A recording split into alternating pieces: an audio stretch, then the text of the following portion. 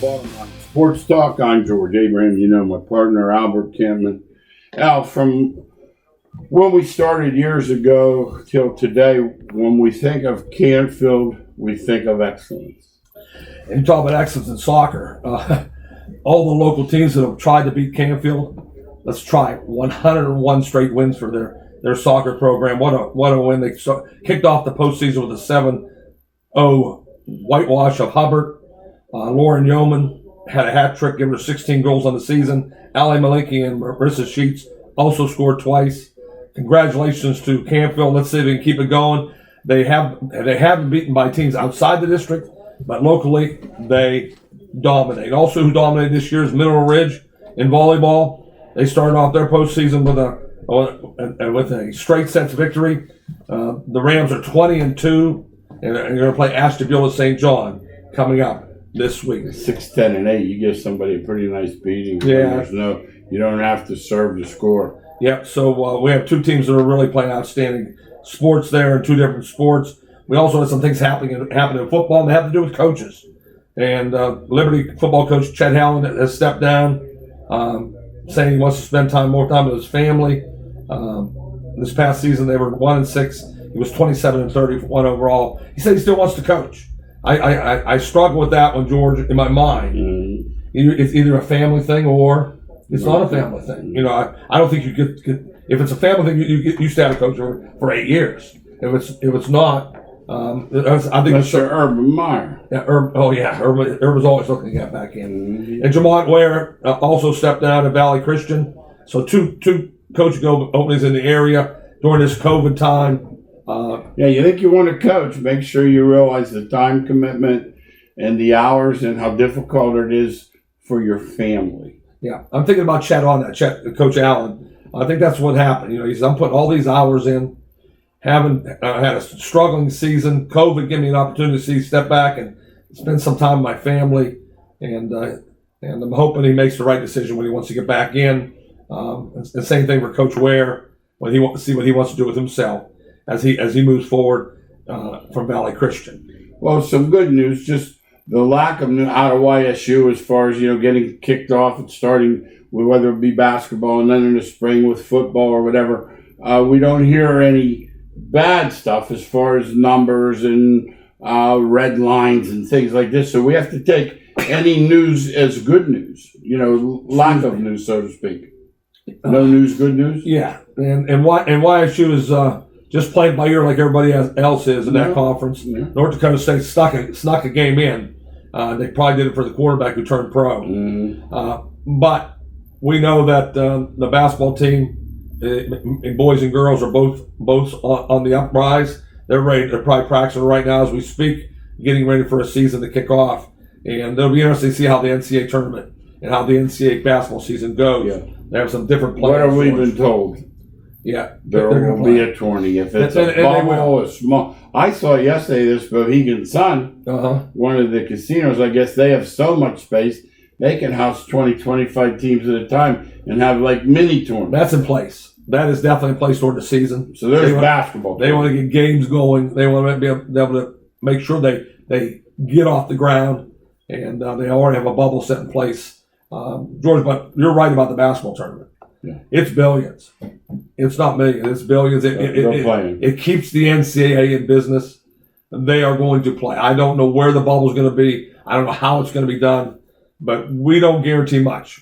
But that one's guaranteed. They're playing. And we've noticed some great numbers with MLB and the bubbles in the other sports, hockey, WNBA, NBA. They worked. No positive tests. So there is a way to do it. Interestingly enough, Al and I had a guest on our radio show, and he was a commissioner of the President's Conference, and he said they're actually probably more worried about what they do when they leave the field or leave the court than what happens on the court or on the field. Yeah, they said it's been proven that the virus is not spread in competition, and it's spread when you're in meetings. You have a group of 10 people that stay 15 minutes together and just talking. Yeah, they've already got those numbers down, and they've made the time limit greater and the amount smaller, and warning people. And as you know, I like that the kids who a lot of times Yeah.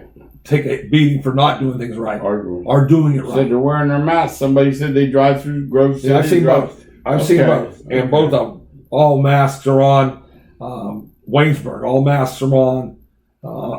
I'm positive that people at YSU and Mount Union and across the border in Pennsylvania are doing it right also, because they need to know that's the way the season is going to take place. All right, we have a miscellaneous group today. We have a little bit of a hodgepodge. Talk about a potpourri. Let's start with the NFL. I wasn't a math major, nor were you. But you know, up stinking 9, you kick it, and down stinking 9, you kick it. Yeah, I don't grasp, especially when you're down 9. When you're down, you score to make it 18-9. That's what New England did last week. And they pull within 9. 10 gives you a chance to score 2-point tie. Yes. 9, you can't win. Yeah, so at 9, you need to kick the extra point, because now you're one score away from tying it up. Mm-hmm. And they did not. They went for 2 and ended up being down 9. They got down and kicked another field goal and ended up losing the game. I don't grasp it. NFL coaches are going for 2 down 9. George, there's nothing in my math skills that tell me that's smart. I want to be one score and down. up 9, not a whole lot better, but it's not as drastic. I mean, it's not as severe. Right. The guy at Philly, I watch him. I watched him again this week. He shouldn't have won. Guy dropped a pass, even right in his hands. My point is, some of these guys, is it possible that they're just wanting you to think they're smarter than you are? I don't think so. I hope not. I don't think so, but it looks like it. That's what comes across. I get you. Yeah, it comes across, but I don't think that even goes through their mind. What they're thinking about. But these guys, they're paid millions to make decisions, and the decision they keep messing up is on the scoreboard with regard to what is needed to stay in the game or come back in the game. They're making that mistake, and that is standing out to George and myself. You know, we don't like it. Don't understand it. No. Let's talk about the NBA. I heard a funny line last night. I watched that Wilbon and Kornheiser, not when it's on at 5:30, but they replay it on the other ESPNs. And I think Wilbon was off last night. Kornheiser, they switched, but Frank Isola, a good NBA guy, New Yorker, they were talking. They said they want to start like the 22nd of December. He said, for several reasons. One, it'll give them 70 games, which is legitimate season, 72, whatever. Said also they like to use that Christmas day as their showcase, that 5. But there is an NFL game that day, number 1. Number 2, the guy said about the commissioner, and Kornheiser said they better run it by the real commissioner, LeBron. But you said it all along, right? And I've always said and the assistant commissioner is Chris Paul. So they were laughing, but at the same time, basically saying, with the Olympics next year and such, they better check it out. Because some of these guys want to play. Oh, no. They are truly, every time they make a decision, they're calling the stars in the lake. The Olympics, 21 Olympics has something to do with this, and they want to make sure that the season ends before that 21 Olympics. So they have a plan in place starting December 22nd, trying to go 72 games. As George said, they're meeting with the players, Commissioner James, all the time to make sure that they're doing making a decision that doesn't hurt him or doesn't hurt the players. But right now we're going into getting ready to go in November. Another month and a half, NBA will be starting up. That's too soon. Yeah. Do you agree? Yeah, I do agree. Just finished. Yeah, just finished.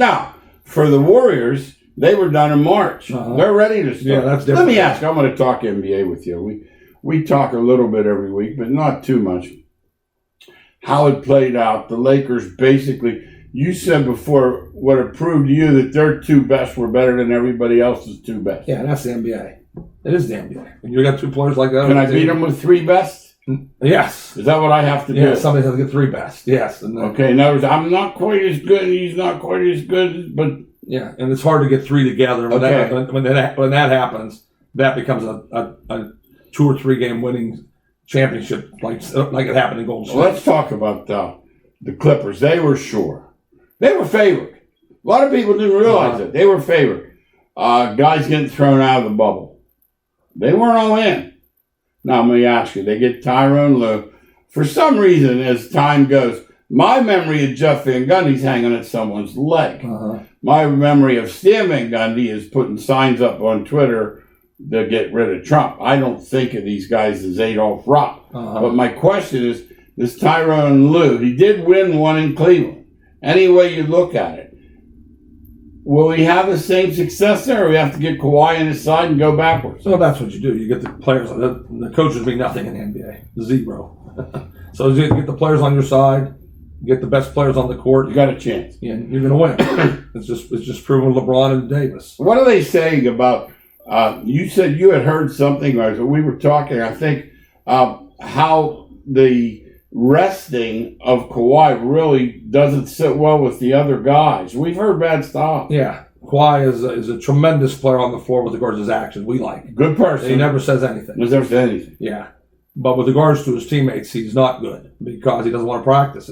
He sits out games, and so lots of games. Yeah, and that made it hard on Doc Rivers, who is a pro coach who's been around forever. Load management. Yeah. Is that the term? Yeah, it is a term. What do you think of load management? Well, I despise it because the fans take a hit. They go to a game and he's not there. Did you take your team out? See Jordan, he wasn't playing. He was really sick, but I lived it. He played because he played all the time. But in today's world, players notice the best player what they do, and that's why you got to give James credit. He shows up to play all the time. LeBron's always playing. Very seldom he say, "I'm going to sit out." You're not taking days off. Very seldom. No load management. Very seldom. Very seldom. Okay. Yeah, and Leonard does it all the time. And if you win, then your teammates will take anything. But if you lose, now they're pointing a finger at you, saying, "Why weren't you practicing? Why weren't you playing when we needed you?" And that it cost Doc Rivers his job. Interesting. But he landed so fast in Philadelphia. You knew he would. What, do you think he'll be okay there? No, because you can't win there with Simmons. I don't think you'll win. You can't shoot in the NBA. You can't have a guy on the floor who can't shoot at all. Because the NBA is a shooting league. Okay. It's a 3-point league now, complete league. What the guy tell me it's a make or miss league? I try to trade him. I would try to trade him. Because is he a 6'10" point guard? Yeah, he is. That's what he is. But he can't shoot. Can't shoot a lick. You know what he looks like to me? We talked about this, I think, different times.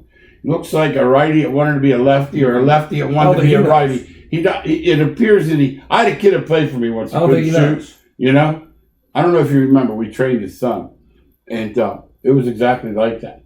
He didn't know if he's a lefty or a righty. Wow. Remember, we were in Nashville one time. That's difficult. I said, "Are you a lefty or a righty?" He said, and I'm thinking, it's really hard because you're only getting half the shots. Yeah. And secondly, I would think that we'd like to make that decision before you got to the stinking NBA. Now, you want to tell me 7th grade you're not sure? Right. We'll work with it. Yeah, I don't understand how he could be so great at everything he does except shooting. And the most important thing in the game is shooting. And so Ben Simmons is a detriment to me. I don't think you can win a championship with him on the floor the way the NBA. How about Embiid? Embiid has all the talent. You watch game film of Embiid. No, he's tremendous. And you think, he's what? Sensational. He's better than. Then the next game he's sitting out, he's got an earache. It's the same thing. He has that low management all the time. And I want a player who's going to play. And I'm swinging on LeBron more and more. Well, he plays. He plays all the time. Embiid is so talented. You aren't going to get much more talent than a 7-footer that is strong, has all the moves right, left, run, hoop, and can step out and shoot a 3 anytime. He's really good. So he is a player to build around. It's going to be Doc Rivers' job to try to get him on that floor. Okay, I got a knock joke for you.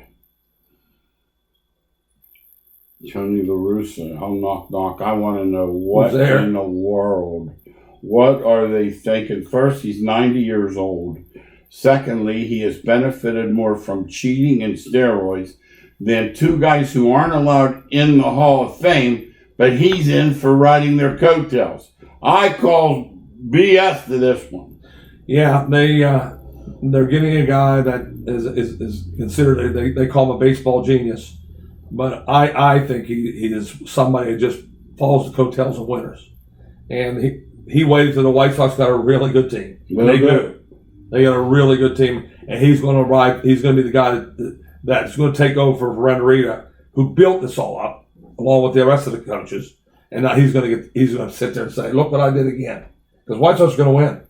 He would not. He would not take a team. No, they're loaded. He would not take a team. That's No, not they good. were last year in the spring. They were one of my picks. I said, I'm telling you, they're going to break Yeah, out. and they did. Last They year had was a great- they had Minnesota. a This very good was- year this year. Yeah. And And they they're didn't gonna hit in the playoffs, but that's another They're going to be story. really good. Absolutely. And so he's going to be the new manager. Let's talk about him. I've always had this because I don't care for him. It's obviously clear. McGuire, Canseco. Yeah. He benefited from both. Both guys are blackballed Right. from the Hall of Fame, but he's in there. Yeah. They don't. So he said he knew nothing, and it's Like hard for me Schultz, to- I know nothing. it's hard for me to believe Nothing. that he did not know something was going on. When you see McGuire's arms go like this, and Canseco, who's nuts to begin with, I remember bragging that. about it. Golick was saying, Golick, big man. Mike Golick, big man, 6'4", 6'5". Right. Probably walking around now at 230, probably played at 280. Right. He said he met McGuire. He was the biggest individual he'd ever seen. With the hands and the forearms. His forearms are unbelievable. Yeah. He used to hit that ball just that quick stroke. But evidently there's no baggage. No, they don't think that way. But They think different than us. They think different than us. Well, I don't like him, I'll admit it. So therefore, because I used to watch him, we like Clint Hurdle, and some beanball thing, he was always in the middle of it somewhere. Always in the middle of some type of devious. He got devious in him. He really does. And that there is no doubt about that. And the devious thing for me is that he waited till this job came up with a good team. No, he wasn't going to do the Padres. No, he wasn't doing the hard work. He wasn't doing the hard work. And I understand that. George and I are both in the 60s. Get close to 70. No, I wouldn't do it. We don't want to do it either. No. No. So the hard workers for young guys. Yeah. And, that's what And generally the guy that does it gets fired doing it. Yes. Then the next guy comes in and benefits his hard work. all the way. Now, another one. I just heard the clip last night. Middle of the night, ESPN. He said, we caught up with Bruce Arians because it was Tiki Barber and the guy he's on CBS with, the guy that does the St. John's games, okay? And he's on that other sports show Sunday mornings. He says, Coach, would you take him? Absolutely not. So what do you mean? He said, what if one of your receivers? Absolutely not. So Tierney's that guy's name. He says, well, Brandon T. He said, well, what would happen if he come in for the minimum? Absolutely not. He says, Coach, he said, he's, a transitional player. He makes your team. All-pro team player. Great. He says, I dealt with them in Pittsburgh. Absolutely not. I read yesterday who signed them. I texted you last night. Who signed them? Yeah. Tampa Bay. Now, Albert, can you... Oh, by the way, one more item we haven't talked about. It's spouse abuse month. Like the NFL is celebrating this month as being like, against spousal abuse. Right. This guy has 2 assault charges on his table. Yeah, he can play. I don't want to hear that. It's really the truth. And well, the fact is, we just talked about LeBron running the NBA. Well, now we know who runs the Tampa, because Tom Brady loves Brown, loves AB, thinks he's a guy's going to change the team, and make him a winner, and he convinced Arians. Arians said, Brown will never get in my locker room. He said it. He said, I don't want him in Pittsburgh. Never coming in. And all of a sudden, he's signed. And I know Brady had everything to do with it. Brady went to the owner, went to Bruce, and listen, he'll listen to me. He'll be fine. He's a great player, and I'm telling you, we don't have to worry about it. He's going to be fine. And George, sure enough, they got Evans, Goodwin, and Brown now as receivers. They're going to be hard to stop on the outside. Yeah, they were coming alive. That win over Green Bay really set them up. The defense and they had, who they have coming around the corner. The New Orleans the second time. New Orleans still having trouble with Thomas. First he punches a guy at practice, then he's hurt, then they bring him back, then he said he get hurt again. Something's going on there more than we know. For sure. They need the best receiver on my nuts. No, he was the best receiver the last 2 years, but something's going on there. I don't know what the coaching staff and with Breeze, what's going on with Michael Thomas, but he's always been the go-to guy. But he is upset. He's out of his mind, really. And But don't they practice in like shorts and t-shirts? Yeah. And, so for them to get into a full-scale brawl, yes, doesn't it almost appear that they're bringing in like Golden Tate did with the guy from the Rams? This comes from his dating his sister and something could be into it, right? It almost appears like they couldn't get tough enough in practice to get that personal. Because they don't really practice, do they? No, yeah, they practice, but like you said, they practice hard, but they practice Sure. only helmets and so. Yeah, so they're not out there. Not hitting wise. No. All right. No, but Thomas also is out with the hamstring, Yeah. and they say they don't believe him now because something's going on, as George said. I don't know what's going on. Yeah, and the team suffered. They're not the team they were. They're not close to it. They're blaming Drew Brees' arm. They're not close to it. All right, let's talk. I have some miscellaneous stuff. I have a lot to talk about. The Dodgers. Now, it's going in. They already have hitters on top of hitters. So now you get Kershaw, Bueller. They throw two of the best ball games. Kershaw, like the old Kershaw before the St. Louis playoffs, and Bueller, forget, he just throws his glove out there, and the other team's done. Yeah, it's great stuff. Well, that's the Tampa Bay and Los Angeles. When you compare the team, Dodgers great starting pitching, average bullpen. Okay. Tampa Bay average starting pitching, great bullpen. And can you look at the two teams and say Tampa Bay can win? I have trouble, and I would like to see them win.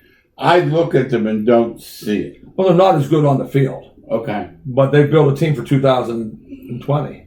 And that means if they're ahead by one run after 4 innings, you're losing. Tampa's winning the game. So the start of the game is important. Dodgers have recognized that.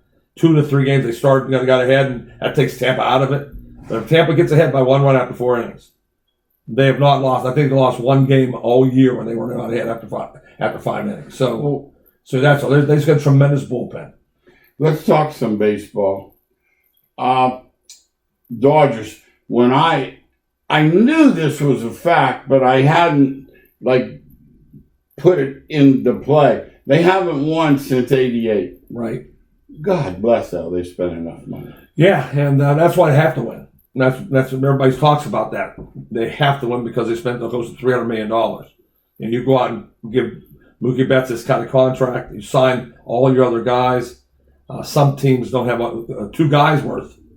Or Kershaw and Mookie Betts. I was looking the other day, and the guy fooled me. He says he was given the payrolls, and I said, "Really? That's not." Then I realized it was for third of the season. They only played 60 games. Right. So I'm thinking, I multiplied it by almost 3, and I thought, oh. Yeah, the Dodgers have the highest payroll going. And, the Yankees are right there, and Boston is going to go back there because they lost. They're going to go back up again. Yeah, they're not. John Henry said he likes spending money. Yeah, they're going to spend money again. But when you look at the Dodgers, they're a team that has to win it. Tampa Bay does not have to win it. They've had a good year. Yeah, they've had a really good year. And Dodgers are talking right now. This is, we have to get it done. We're going to find out. And we always believe that it's not a fair league. I don't care what the analytics tell me. We don't like it. That I think every year that I think Dodgers or Yankees are going to be one of those two teams. And you know what? We made a point when we talked about a salary cap. Automatically, a floor comes with it, and that's been our thing. We've always wanted the floor. We didn't care about the cap as much, but you have to have a floor. You can't let this guy in Pittsburgh spend $50. Cleveland, Pittsburgh, all these teams, guys. That's I would say I take it up to $140 million, and so you have to spend $140 million. We'll find you a buyer, or you can't own the team. Can we find you a buyer? Yeah, if you want to spend $300 million like the Dodgers, that's fine. That's your thing. But you can't go into the season. Like Tampa's lucky. Things are just falling for them. Yeah. If they're falling. But I don't look at them. And I look at those 2 lamps and just go, I'm going to need some luck. I said lucky. That's what I'm saying. Tampa doesn't have a good team on the field. They built a bullpen. They were smart that way with their system. They went out and got strong arms and built a great bullpen. But until they win it, I don't want to hear who's there. Like Oakland's there every year. But they don't win it. I never think Oakland's going to win a World Series. I don't care how good they play during the regular season. Whereas I think the Dodgers, Houston, Atlanta, and the Yankees, they're going to win it any year. You spend money, you're going to win. That's my thought in Major League Baseball. Now, the Kiermaier, interesting. He hit 2 opposite field homers in game 2. No, that was low. Look, okay, I'm going to talk about Kiermaier's fielding. Okay. Yeah, his fielding. Right. What was interesting is most guys don't admit that they care about that stuff. And he didn't get the Gold Glove and spoke right out and said he was. He's noted for his defense. That's why. Is that why? Yeah, that's what he. I mean, he prides himself on being the best center fielder in baseball. Okay. And I can see that. I can see that he not only wants it, but he deserves it. And because he's not known as a hitter. No. So he's known for that defense, and he wants that notoriety because that's how he gets. He's going to be a free agent soon. That's what he's going to get. He's going to have his agent going to say, "Got 3 Gold Gloves." I got the best defensive guy in Major Leagues. Okay. Yeah, so that's why it's so important. Hey, I heard a quote the other day. Was it said by Don Coryell? No. Was it said by Bill Walsh? No. None other than Nick Saban. You know what he said? Offense wins games. He must listen to our show. I'm thinking he listens to the Bottom Line. Yeah, he does because we've said that forever. But I didn't think he'd say it. Yeah, and he has to, or he'd be lying. Defenses that hold somebody in college to 24 points have a tremendous defensive game. In the pros, if you hold somebody in the 21 points, you've had a great defensive day. The days of 13-7, of 20-6 are out. The over-unders in college football, you won't be surprised he's 69-70 on 20 games. In the NFL, you're never surprised to see 5 games in the 50s. I know. I was looking at one day. I thought this guess would have had to go over, and I looked. It was 53. It had gone under, and I thought that was a 44-45 forever. Yes. No longer. Yeah. There's the lowest you'll get is a 41 on the game. There used to be some 37s. And that's the Redskins. Yeah. The teams don't score at all. Yeah. Right. And but I'll give Nick Saban credit that he figured it out and has opened up his offense with the best receivers in football. He said, if you're going to give me these rules and we're going to play fast, I'll show you what you do when we have a quarterback throw 3 times, he's over 400 yards. No? And he didn't come in there that he wasn't good. We're not. That would be ridiculous. Yeah, Jones is good. They don't have any bad players. Yeah, Jones is good, but he didn't. You weren't talking about him being the ultimate quarterback in the country. But he's going. But they get the best receivers in the country. Absolutely. And Saban says, "I'm going to have them." Hey, teams like Cincinnati and SMU, they're not in the Power 5. Do you like them getting that one notch in the New Year's Days? Because in the past, Central Florida's held their own, and yeah, I do. I you don't want them for the big prize, though. No. Okay. They're not good enough for the big prize. Okay. Yeah. That makes sense. Not. I know they're not big. I watch them all play. Okay. Nobody's close to Alabama and Clemson. Nobody's close to those 2 teams. The quarterback for the Redskins, in and out of the doghouse for 2 years. Yeah, he's local a Buckeye guy, too. Yeah, he's a Buckeye. And he was drafted. He's a local kid in Washington. Last week, some kind of mask violation or something. He got the hard hand slap from the league and the team both not being serious about the virus. Yeah, and the second thing, he's not good enough to do that. You know, I'll be talking about if you're good enough. A.B. Brown doesn't. Oh yeah, he's still playing. Okay. Ron Rivera figured it out and said, listen, he doesn't study the game. He doesn't pay attention to masks. I got Allen. I brought Allen in. I'll just play somebody else because he's not that good. So Haskins, you learn your lesson. You might have been the best midget quarterback. You might have been a great quarterback at Ohio State. Yeah. But if you're not the best in the pros, and you screw up, out. 2 more items. The Michael Vick special. I happened to watch it front to back the other night. Powerful, powerful, powerful. What was the message, George, they tried to send? Well, they tried to act like he was so sorry for doing it. Oh. I struggle, Al, with someone that can murder those animals and drown them and beat them to death and starve them. In my mind, you can't do that and not mean to. Yeah, me too. You know, that's I wonder what they're trying to say. Well, they brought Tony Dungy in and did the whole. Well, I understand the forgiveness part. You know what I didn't realize? He had gotten $100 million from the Eagles. Yeah, at one time he was sensational. Oh, absolutely. He was sensational. Absolutely. As a college player, he might have been the most electric guy ever.